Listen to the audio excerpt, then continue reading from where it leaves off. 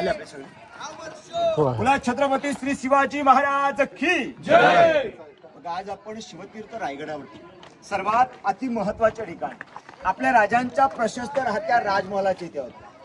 चपला खाली आलो, चपला खाली. हा राजांचा त्यावेळेचा महल होता. कल्पना करा की 400 वर्षापूर्वी आपल्या राजांच्या महलाचं वैभव किती छान असेल. हा वाडा त्यावेळेला एकावर एक असं 2 मजली होता.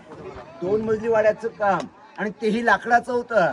आज आम्ही आमच्या या नेत्राने बघताना आम्हाला दगडाला एवढं कोरलेलं दिसतंय, तर त्यावेळी लाकडाने किती छान कोरलं असेल. आणि त्यात महत्वाचं म्हणजे राजांचं महल होता. कल्पना करा, हा महल उभा करताना त्यावेळी जे लाकडाचे खांब लावले जायचे, त्या खांबांचा आकार जो होता बाहेरच्या गॅलरीसाठी, इथे बघा दगडाला खाच मारलाय का, एवढ्या जाडी आकाराचा लाकडाचा खांब हा बाहेरच्या बाजूने, पण आतमध्ये जे खांब लावले जायचे बघा, चौकोन आकाराची जी दगड दिसतात ना, तेवढ्या आकाराचे जाडीचे खांब असून त्या खांबांना उतारत्या भागात छत मांडणी केली जायची. माथ्याला मात्र खापर कुंभरनलीची कवळं, बाहेरने रेशमी कापड, आतमध्ये उजेडासाठी कावमतीचे छोटे छोटे दिवे हे आतमध्ये तेवत ठेवले जायचे. वाड्याची भव्यता किती छान असेल. आपले महाराज या महलात शेवटचे 10 वर्ष वास्तव्य असताना आपले राजे रोज सकाळी पहाटे 5 वाजले की महलाच्या शेजारी महाराजांचं स्वतःचं न्हाणीघर आहे. आपले राजे तिकडे स्नान करायचे, महलात यायचे, शाही पोशाख घालायचे आणि महाराज या महलातनं पहाटे 5 वाजता पुढे जगदीश्वराचं महादेवाचं मंदिर आहे. राजे पुढे महादेवांच्या दर्शनासाठी जायचे. महादेवांचं दर्शन झालं की टकमू टोकाजवळ जायचे.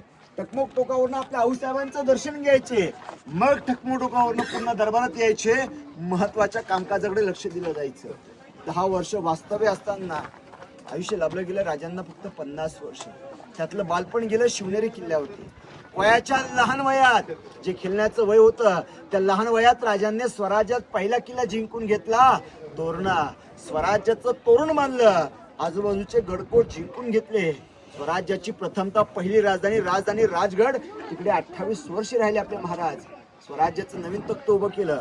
आऊसाहेबांचं स्वप्न साकार करायचंय, पूर्ण करायचंय. स्वतःची राज्यगादी स्वतः उभी करायची.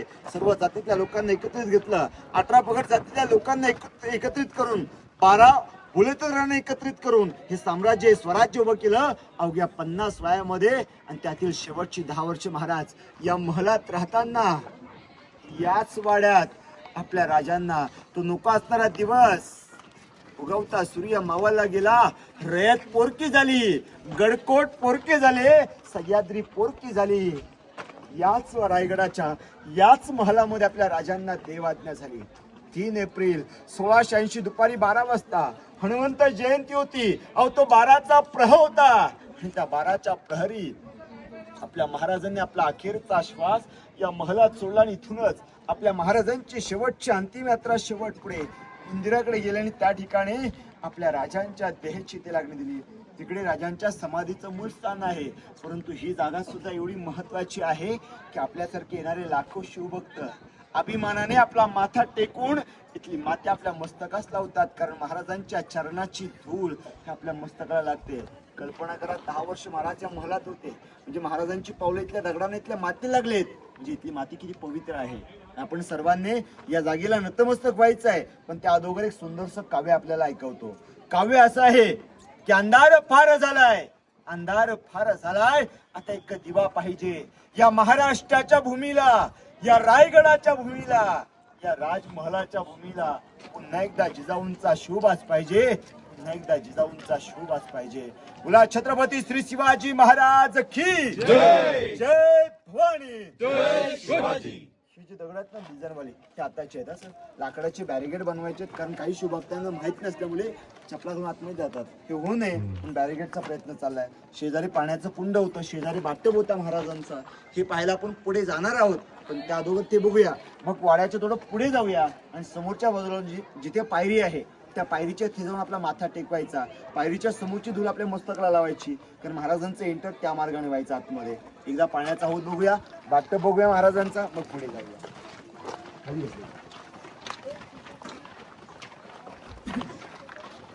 हे त्यावेळेचं पाण्याचं कुंड, स्वच्छ पाणी राहायचं आणि यातलं पाणी राजांना पाणी पिण्यासाठी पूर्तता केली जायची. हे पाण्याचं कुंड 400 वर्षापूर्वीच आहे. नॅचरल खरं तर म्हटलं तर याला फ्रीजर म्हणतात, नॅचरल फ्रीजर, कारण दगडामुळे आतमधलं पाणी थंड राहायचं. शेजारी आंघोळीच्या साठी असणारं राजांचं स्वतःचं स्नानगृह न्हाणीघर, इथे स्नान केलं जायचं. परंतु आपण पाण्याचं टाकं पाहिलं, बाटप पाहिला. आपल्या सर्वांना प्रश्न उद्भवलाय की यामध्ये पाणी पुरवठा व्हायचं कसं त्यावेळेस जो कोणी कामचुकार मनुष्य असेल ना, अशा कामचुकाला शिक्षा दिली जायची. पाणी वाहतुकीचं काम आणि दुसरं काम दिलं जायचं पुण्य करण्याचं. पहाटेच्या प्रहरापासून दुपारच्या प्रहरापर्यंत पाणी वाहतूक करायचं. दुपारच्या प्रहरी उन्हाचा प्रवाह वाढला की त्या माणसाने दरबारात जायचं. दरबारात एक कुंड होतं, दरबारात येणाऱ्या लोकांना पाणी द्यायचं. पाणी आणताना काय केले त्या माणसाने? मेहनत केली. पाणी देताना काय केलं? पुण्य कमवलं. शिक्षा दिली गेली पण दोन प्रकार शिकवले, मेहनत आणि पुण्य. पाण्याचं बाटप महाराजांचं, पाण्याचं टाकं इथे समोर महाराजांच्या काळातली तांब्याची थोडी पाईपलाईन दिसते, ती बघूया. मग वाड्याच्या पुढच्या बाजूला जाऊया. भिंतीवरती चढलेले, भिंतीवरती असणारे खाली या, खाली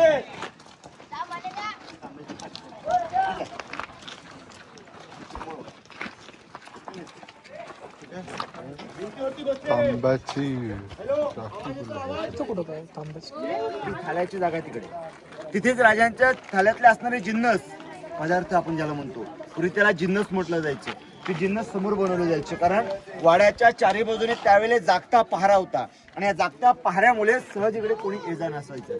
कारण प्रजा या पुढील चौथऱ्यापर्यंत यायची, सचिवालय त्याला म्हणतात. त्या सचिवालयापर्यंत प्रजा यायची. प्रजेत एखादा बहुरूपी आला त्याने इकडे येऊ नये, कारण वाड्याच्या चारी बाजूने पहारा आहे. त्यामुळे जेवणाचं कक्ष नजरेच्या समोर होतं. आपण ऐकलं असेल, काही जाणकारांची मतं अशी आहेत की पूर्वी विषबाधा हे प्रमाण जास्त होतं. ही दखल घेतात जेवणाचं कक्ष नजरेच्या समोर.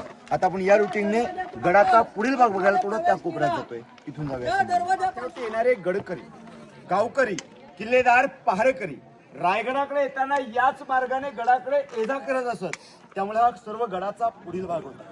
आपण इथून एक लांबचा टोक बघतोय. आपण ज्या आईने आपल्या लेकरासाठी स्वतःच्या जीवाची पर्वा न करता रात्रीच्या वेळेस 700 फुटाची दरी उतरून जाणं सोपं नव्हतं. लेकरासाठी उतरून गेला हिरकणी आई, हिरकणी माता म्हणतात. तो समोरची दोन इलेक्ट्रिक पोल दिसत बघा लाईटीची, वाढवा डोंगर टोकाला खाली गेलाय का, हिरकणी माता त्या बाजून उतरल्या. जर या झाडीच्या बाजूने उतरत असताना तर त्या गडाच्या मुख्य दरवाजेजवळ पुन्हा पोहोचल्या असत्या. त्यामुळे दरवाजा इथे समोरच आहे आणि हिरकणी माता त्या बाजूने उतरल्या. आईची कहाणी आपल्या सर्वांना आवर्जून माहिती आहे. तर पौर्णिमेचा सण होता, दुधाची मागणी केली होती. आई दूध घेऊन गडाच्या पायथ्यातनं गडाच्या माथ्यावर आल्या होत्या. दूध विकण्यात फार मग्न झाली. दूध देऊन झाल्यानंतर पहिल्यांदाच गडावर आल्या होत्या. काही दुपारी आल्या होत्या. सायंकाळ कधी झाली समजलंच नाही. दरवाजा बंद झाला. नगरे चौघडे वाजले, दरवाजा बंद झाला. त्या आईला समजलं की गडाचं दार बंद झालं.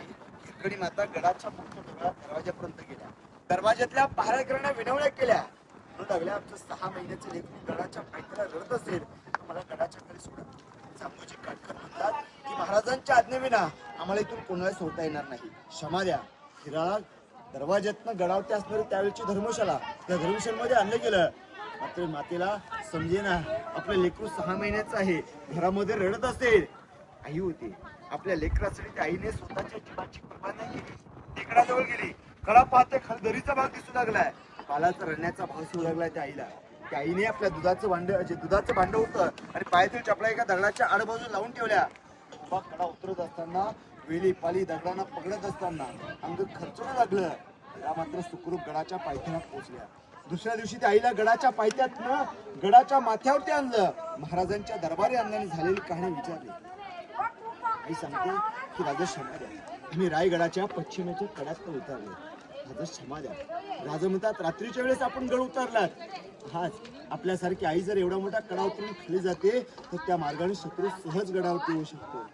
आपण रात्रीच्या वेळेस उतरलात, तिथं दिवसाचं उतरून दाखवणार का आंबास? त्यावरती आई आपल्या रडकी अवस्थेमध्ये काय म्हणतात की महाराज, ज्यावेळी मी कडा उतरत होते ना, त्या कड्यात मला तो कडा दिसत नव्हता. मला माझ्या नजरेसमोर मला माझं बाल आठवत होतं. आता तेच बाल माझ्या कडेवरती माझ्या नजरेच्या समोर आहे. मला कड्यातनं खाली जाता येणार नाही. दरबारात हिराचा सन्मान हिरोजींच्या हस्ते करण्यात आला. कारण ज्यावेळी बांधकाम बांधून पूर्ण झालं त्यावेळी महाराजांनी हिरोजीने विचारलं की आपण राजधानीचं काही गॅरंटी पत्र देऊ शकता का? ते हिरोजी काय म्हटले की महाराज, राजधानी रायगडाच्या वरून खाली जाण्याची हिंमत करेल. राजा तुमच्या आज्ञा न घेता वरून पडणारं पावसाचं पाणी खाली जाऊ शकेल. आणि महाराज तुमच्या आज्ञा न घेता गडावरती येण्याची हिंमत करेल की तिथे झुलझुलणारी हवाच येऊ शकेल. अन्यथा इतर मार्गातून सहज कोणी येणार नाही, दरवाजा महादरवाजा सोडल्या विना. असं आम्ही गड बांधून पूर्ण केलाय. महाराज हिरोजीनं म्हटले की हिरोजी आपल्या असते त्या आईचा सन्मान करा, त्या आईला 3.5 बक्षीस द्या, माना सन्मानाने त्या आईला पालखीत बसवा, गडाच्या पायथ्याला सुखरूप सोडा, गडात तासून घ्या, गडास बुरुज बांधा, बुरुजाला नाव द्या हिरकणीचा बुरुज. रायगडाचा जो पश्चिमेचा टोक आहे ना तो हिरकणीचा कडा आहे. समोर हिरकणी मातेचा बुरुजाचा भाग, समोर विटांची रूम आहे बघा. तांसालघर म्हणतात. महाराजांच्या काळातील महत्वाच्या करन्सी, राजमुद्रा, शिवराई, होन, नाणी ही छापण्याची जागा तिकडे, पूर्वीचा छापखाना महाराजांचा तिकडे होता. समोर काही दरवाजा दगड लावून बंद केले, काही दरवाजे उघडे आहेत बघा. ही महाराजांची स्वतःची सज्जा, त्याला बाल्कनी म्हणतात. आपले राजे त्या बाल्कनीत बसून गडाचा पुढील भाग पाहायचे. येणारे गडकरी, गावकरी, किल्लेदार, पहारेकरी पाहायचं म्हटलं की त्या बाल्कनीतून सहज पाहायला भेटायचं. ती महाराजांच्या राण्यांची बाल्कनी. इथे हा जो आयताकृतीचा जो काही खोलीचा भाग आहे ना त्या कोपऱ्यातनं जायला 11 पायऱ्या आहेत. इथं तुम्हाला याच मार्गाने पुन्हा मागे यायचंय. त्याला आतमधला रूम जाऊन स्वतः पाहता येणार आहे. त्या रूमचं नाव आहे गुप्त खलबतखाना. इथं चर्चा करण्याचं ठिकाण. या स्वराज्याच्या गुप्तेर खात्याचे प्रमुख होते. 3,000 हिरांचे प्रमुख होते. बहारजी नाही, खेड्यापाड्यात जायचे, प्रांतात जायचे, शत्रूच्या छावणी जायचे, तीच माहिती घ्यायची, पुन्हा प्रांतात यायचे. सोपं काम नव्हतं. अहो जीवाची बाजी लावायची. औरंग्याच्या दरबारी गेले, त्या औरंग्याला कवल ऐकवली, त्याच्या दाढीला हात लावून पुन्हा आपल्या प्रांतात परतवले होते. म्हणून महाराजांनी या स्वराज्याचा तिसरा डोला म्हणजेच बहुरूपी बहरजी नाईक. आपण जे काम करतो ना ते काम बहरजी नाईकांनी आपल्या पत्नीला कदापि सांगितलं सुद्धा नव्हतं. म्हणजे बहरजी नाईकांच्या पत्नीला माहिती नव्हतं की आपले धनी महाराजांच्या दरबारी नक्की काय काम करतात ते सुद्धा माहिती नव्हतं. निष्ठा स्वराज्यासाठी, निष्ठेचं काम करायचं स्वराज्यासाठी, हा त्यावेळेचा बहरजी नाईकांचा इथे फक्त चर्चा व्हायच्या. इथे 2 स्तंभ दिसतात. समोरचं 2 मजली स्तंभ दिसतो विजयवाडा, त्याचं नाव आहे विजयस्तंभ. महाराजांनी एखादा विजय प्राप्त केलाय त्यावरती विजयाचं प्रतीक भगवा ध्वज फडकवायचा, तो विजयस्तंभ. बाजूचा स्तंभ मनोरे स्तंभ, राजांच्या राण्या. तर स्तंभात बसून गडाचा पुढचा भाग पाहायचा. हा मनोरे स्तंभ, तो विजयस्तंभ. आपण ज्या चौतऱ्यावरती उभे आहोत ना हे सचिवालय, मुख्य ऑफिस महाराजांचं. महत्वाची सर्व कागदीपत्र या जागी तयार केल्या जायच्या, त्यामुळे मुख्य सचिवालय. त्यानंतर इथून ज्या ज्या उड्या खिडक्या दिसतात टेहळणीची बुरुज, शत्रूला खाली पाहण्याची जागा. शत्रू हा कोणत्या मार्गातनं येतोय जातोय ते पाहायचं या बुरुजातनं. हे टेहळणी बुरुज. इथे खाली जे तलाव आहे ना या तलावाचं नाव आहे गंगासागर. 32 फूट खोली या तलावाची आहे. 12 महिने पाणी या तलावातल्या लोकांना पिण्यासाठी पुरवलं जातं.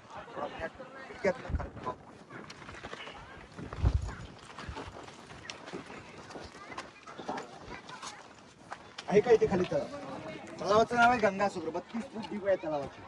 12 महिने पाण्यात तलावातील लोकांना पिण्यासाठी पुरवतात. इथून निघालेला जो काही दगड आहे ना तो इथल्या सर्व इमारतींना वापरलाय. तलावाची खोली 32 फुटापर्यंत झाली. 12 महिने पाणी स्वच्छ आहे, पिण्यासाठी आहे. इथून पुढे जो आडवा डोंगर आहे बघा, टकमक टोक त्याला म्हणतात. त्याची डीप 2250 फुटाची आहे. त्या टोकाचं नाव आहे टकमक टोक. टकमक टोक म्हणजे गाव टक लावून कसं बघायचं. नंतर त्या टोकाचा वापर केला. दिल्लीचा लाल किल्ला जो आहे ना दिल्लीमध्ये, आजही 2 प्रकार आहेत, दिवाणी आम, दिवाण एक खास. दिवाण एक खास म्हणजे ही जागा. दिवाणी आम म्हणजे पुढे दरबार, आम दरबार पुढे. मंत्र्यांसोबत होणाऱ्या मसलती, मंत्र्यांसोबत होणारे न्यायनिवाडे पूर्वी ठेवायचे. ही त्यावेळची सदर. सदरेच्या पुढे दिवाणी आम. भारतातलं सर्वात पहिलं मंत्रिमंडळ स्थापन केलं छत्रपती शिवरायांनी, इथे स्थापन केलं होतं. आता इथून पुढे महाराजांचा दरबार बघायला आपण दरबारात जाऊया. बोला छत्रपती श्री शिवाजी महाराज की जय. भवानी. जय शिवाजी. श्री छत्रपती संभाजी महाराज की जय.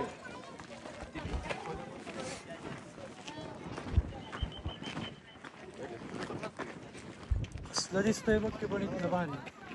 किती पाणी आहे त्याच्यामध्ये आरामात पुरून संपणारच नाही रे. आणि अशा 11 आहेत. हो ना.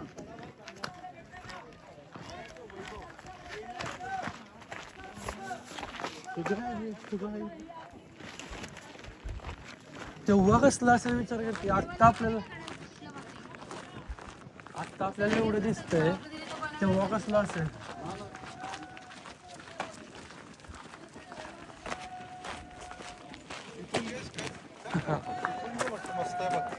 इथनं मागणं घेतो.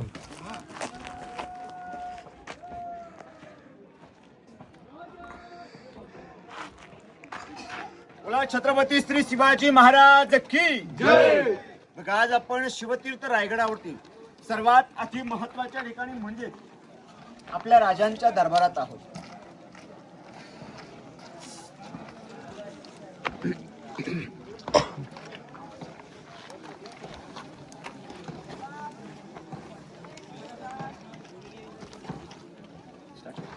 आपण रायगडावरती असणाऱ्या सर्वात अति महत्वाच्या ठिकाणी आपल्या राजांच्या दरबारात आहोत. आपण इथे अहो 400 वर्षापूर्वी या जागी सर्वसामान्य माणसाला न्याय दिला जायचा. अहो तोच हा न्यायाचा दरबार, दिवाणयाम राज्य दरबार. याच ठिकाणी आलेला इंग्रज वकील हेनरी ऑक्झेंटन येताना पायी मार्गाने 7 तासांनी गडावरती प्रवास झाला होता त्या हेनरींचा. आणि ज्यावेळी त्या हेनरीने आपल्या राजांची दूरदृष्टी पाहिली होती, दूरदृष्टीमध्ये काय पाहिलं असेल हो, तर या गेटच्या समोर 2 घोडे आणि 2 बलाढ्य देहाचे हत्ती पाहून आश्चर्यचकित झाले होते. एवढा मोठा हत्ती, एवढे मोठे हत्ती गडाच्या मुख्य दरवाजेतनं कशा आणले असतील हा प्रश्न त्या इंग्रजाला पडला होता. आनंदाच्या सोहळ्यात या इंग्रजाला कोणी उत्तर दिलंच नाही. इंग्रज इथून निघून गेले. प्रश्न त्यांच्याकडे तसंच राहिला की राजांनी गडावरती आवाडवे हत्ती कोणत्या मार्गाने आणले. आनंदाच्या सोहळ्यात काय उत्तर भेटलं नाही. पण खरं महाराजांची दूरदृष्टी होती. राजांनी जे राज्याभिषेकाचे दिनी जे हत्ती सजवले होते किंवा महाराजांच्या मिरवणुकीसाठी जी महाराजांची अंबारी तयार केली होती हत्तीची, त्या हत्ती आणताना मोठ्या हत्ती आणणं शक्य नव्हतं.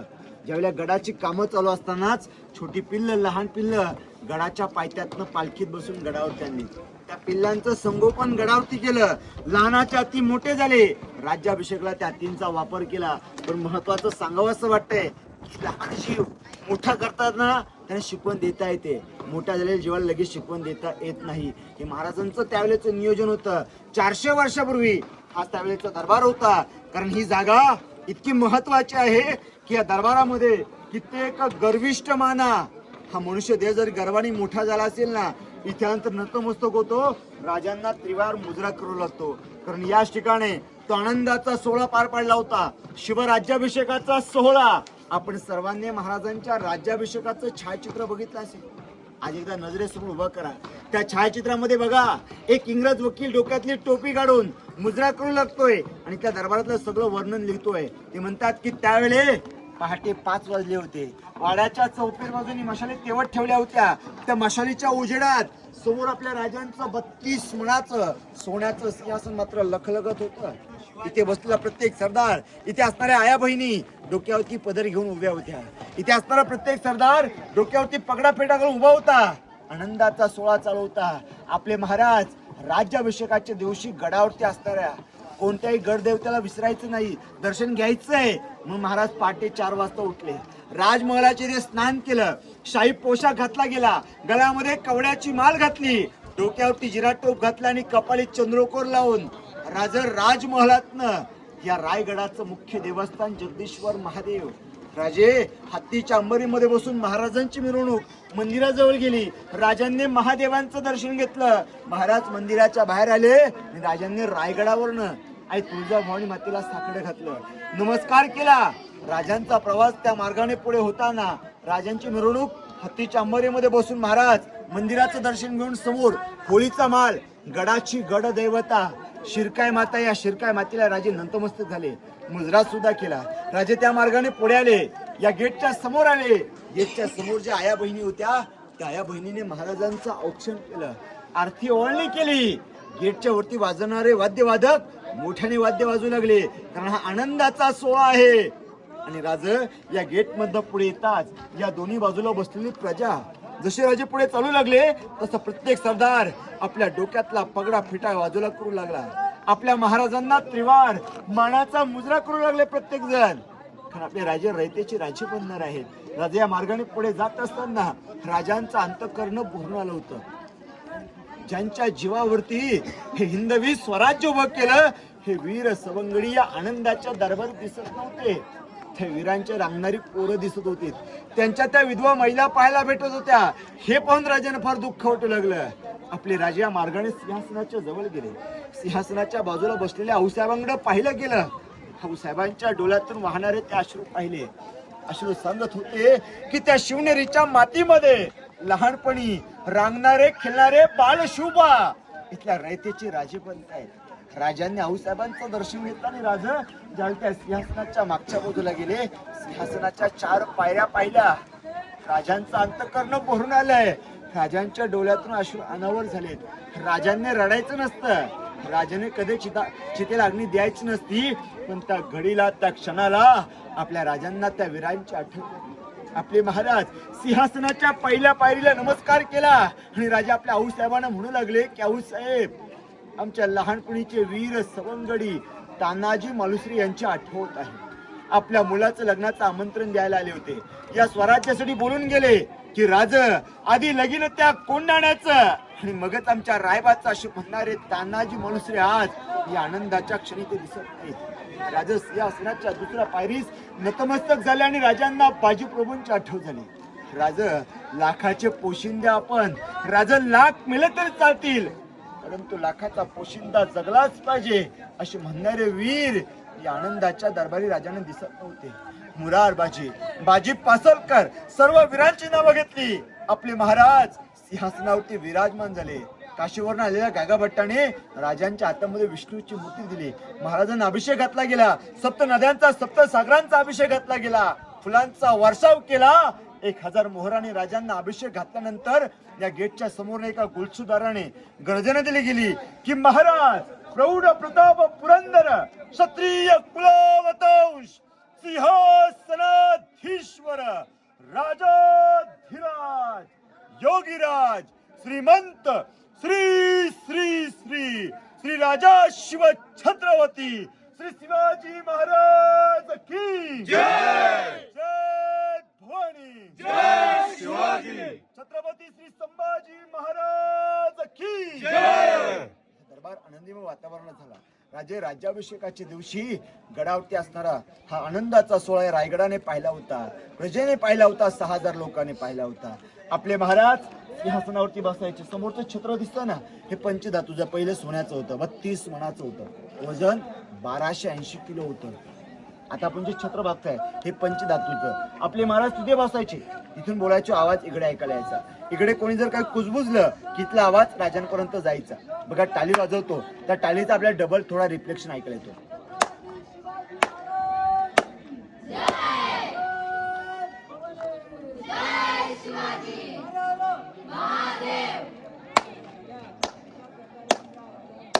इको वास्तुशास्त्र ध्वनी साधन.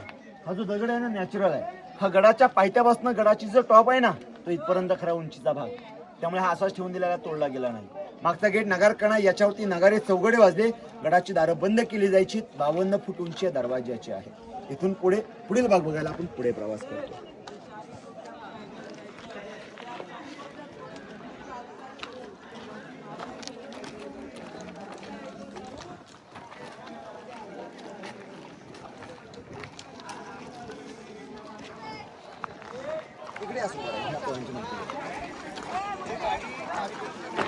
बघा आपण ज्या मैदानामध्ये उभे आहात ना, या मैदानाचं नाव आहे होळीचा माळ. ज्याप्रमाणे मार्च महिना आला की आपण आपल्या गावात शहरात होळ्या पेटवतो, तशा वेळी ते मध्यांतरी पेटवल्या जायचं. पेटत्या होळीमध्ये त्यावेळी नारळ टाकला जायचं आणि जो कोणी बहादर पेटत्या होळीतून नारळ हाताने काढेल अशा बहादराला हातातील 1.25 किलोचं सोन्याचं कडं दिलं जायचं. छत्रपती संभाजी महाराज लहान होते, 9 वर्षाचे होते. पेटत्या होळीतून नारळ काढला होता. त्यांना त्यावेळेला बक्षीस हातातील 1.25 किलोचं सोन्याचं कडं दिलं होतं. हा होळीचा माळ. समोर आपल्या राजांची मूर्ती बघतोय आपण.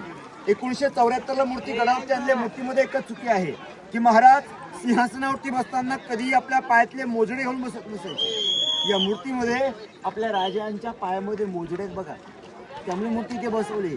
नाहीतर ही मूर्ती आतमध्ये बसवण्यासाठी आणली होती. आतमधल्या मूर्तीमध्ये पायामध्ये मोजडी नाही. समोरचं छत्र नंतर उभारलेलं आहे. जे आज शिवभक्त गडाकडे पायवाटेने चालत येतात, समोरचा खांब दिसतो का लावलेला, मुलं उभे बसले बघा, तो पायवाटीचा वेळ. तिकडनं येण्यासाठी 2350 पायऱ्या आहेत. आणि त्या कोपऱ्यामध्ये बघा जी पत्र्याची शेड आहे समोरची, गजशाला किंवा हत्तीशाला म्हणतात. राजांनी जे गडावरती हत्ती आणले होते ना, त्यांचं जे संगोपन केलं ते आतमध्ये गेलं की त्यावेळेची गजशाला हत्तीशाला. समोर दोन्ही बाजूला जे काम दिसतंय, मधून जायला वेळ आहे. हा ही बाजारपेठ आहे. आपण या बाजारपेठेतनं पुढे जाणार आहोत.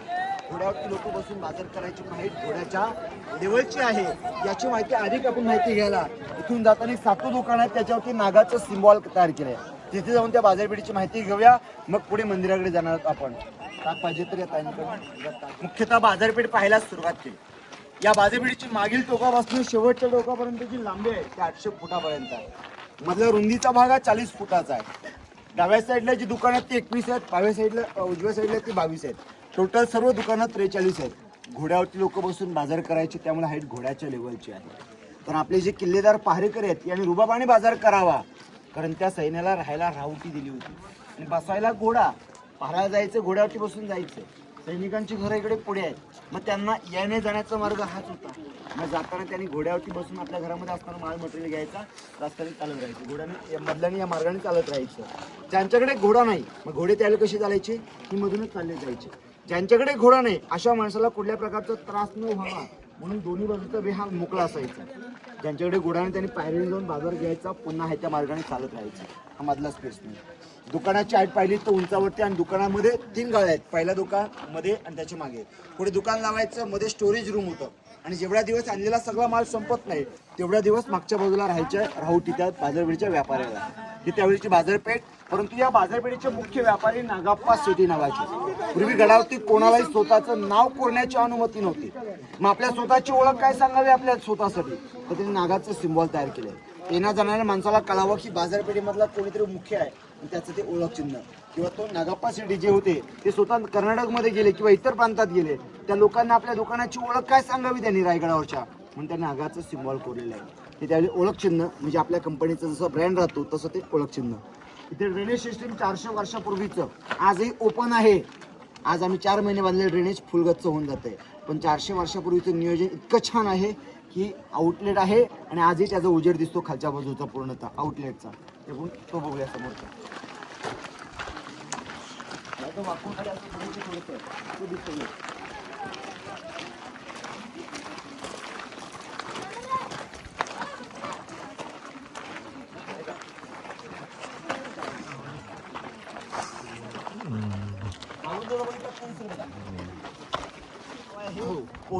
टकमक टोक, आडवा जो डोंगर आहे तो टकमक टोक. कडेलोट पॉइंट, पनिशमेंट.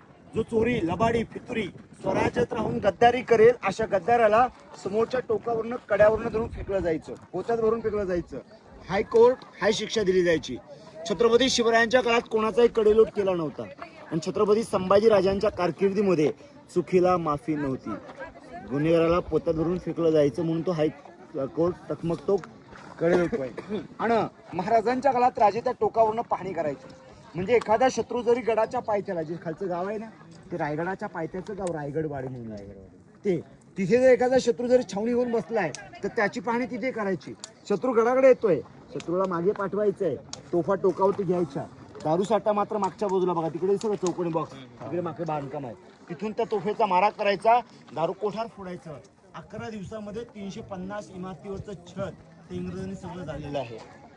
ते मागच्या बाजूने, पण हे दारू कोठार फक्त समोरच्या बाजूला अटॅक करणाऱ्या लोकांसाठी.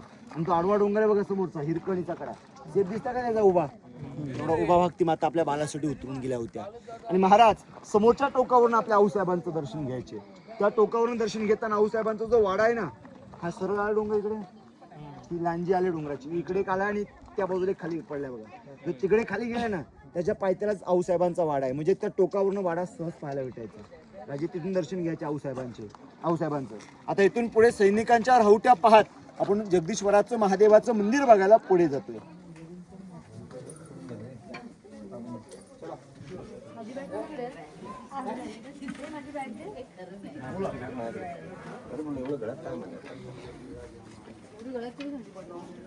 आपण मुख्य किल्ला पाहिला, आपला प्रवास इथे झाला. समोर इथे 400 वर्षापूर्वीच्या गडाच्या बांधकामाचे गॅरेंटी पत्र आहे. पत्रामध्ये महत्वाचं काय लिहिलंय की श्री गणेशाय नमः. पहिलं श्री गणेशाला वंदन करायचं. शुभ कार्य करताना प्रथमतः गणेशाला वंदन करायचं. आणि त्यामध्ये लिहिलंय की प्रासादो जगदीश्वरशा जगता मानून दोन्ही ज्ञान, जय श्री श्रीमत छत्रपती सिंहासनविषित शक्य शानव गणनादन संवत्सरे ज्योतिराज महिते तीर्थरूपे वापी खूप तडा ऋतुर्मिजके स्तवनी नरेंद्र सदने. कोणी तयार केलं तर हिरोजीनी निर्मिती याव चंद्र दिवाकरो विलशतायो मृजुंबते. त्यामध्ये काय म्हणले, प्रासादो जगदीश्वराच्या म्हणजे रायगडावरती सर्व जी बांधकामं तयार केली ती सर्व जगदीश्वरांच्या चरणी अर्पण केलेली आहेत. या जगदीश्वरांच्या साक्षीने सांगत आहेत की राजांचा जो राज्याभिषेक सोहळा झाला ज्येष्ठ शुद्ध त्रयोदशी शनिवारी पहाटे 5 वाजता राजे छत्रपती झालेले आहेत. आणि त्यामध्ये काय म्हटलं की वापी कोप तडाग म्हणजे विहिरी, टाक्या, तलाव, नरेंद्र, राजवाडे याचं वर्णन या पत्रामध्ये आहे. आणि हे कोणी तयार केलेलं आहे? ही हिरोजीने निर्मिती, हिरोजी इंदोरकरांनी स्वतः तयार केले. त्यामध्ये काय म्हटलंय, शेवट असं म्हटलंय की बांधकाम एवढं बेलाग बुलंद मजबूत आहे की यावं चंद्र दिवा करो विलसतायू मृदुंगते. पृथ्वीला प्रकाश देणारे सूर्यदेव, चंद्रदेव, तारे जोपर्यंत अस्तित्वात हयात प्रकाशमय आहेत तोपर्यंत काम तसंच जाणार आहे. याचं गॅरंटी पत्र किती छान आहे आणि तेही आज आपण इथे आपल्या नेत्राने बघतोय. 400 वर्षापूर्वीचं पत्र आहे गॅरंटी पत्र. ही त्याची मोडी भाषा आहे.